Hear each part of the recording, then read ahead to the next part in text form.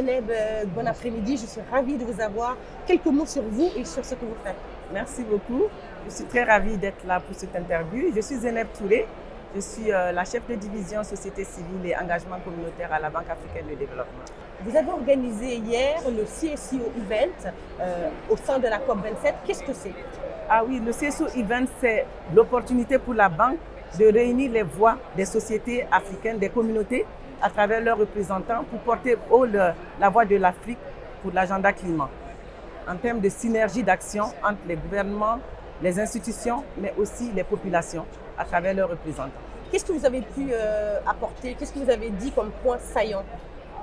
Les questions émergentes, c'est comment la Banque africaine, comment le continent doit être soutenu sur les questions du changement climatique, sur les questions d'adaptation climatique, mais aussi sinon, pour la réparation des pertes et dommages. Comment l'Afrique peut être soutenue. Pourquoi il faut aujourd'hui que les donateurs, les différentes parties prenantes s'engagent beaucoup plus sur l'Afrique et respectent les engagements qu'ils ont pris depuis quelques années. Nous voulons que la COP de cette année, qui est la COP de l'Afrique, soit la COP des populations africaines pour que la voix des populations africaines soit entendue. Hier, ce qui était intéressant, c'est que la société civile a fait une déclaration.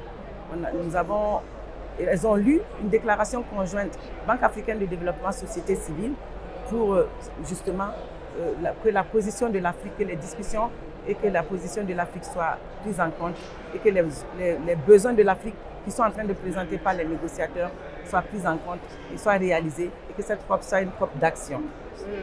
Zeynep, en tant que manager des questions liées à la société civile pour la BAD, quelles sont aujourd'hui vos priorités? De façon globale ou bien... De façon globale et dans cette COP si vous le souhaitez. Voilà, de façon globale, la banque a mis en place une unité en charge de la société civile parce que nous voulons une banque, nous prenons un développement inclusif. Qui parle d'inclusivité, parle de prise en compte des différentes voix, des communautés pour lesquelles nous travaillons, que nous servons.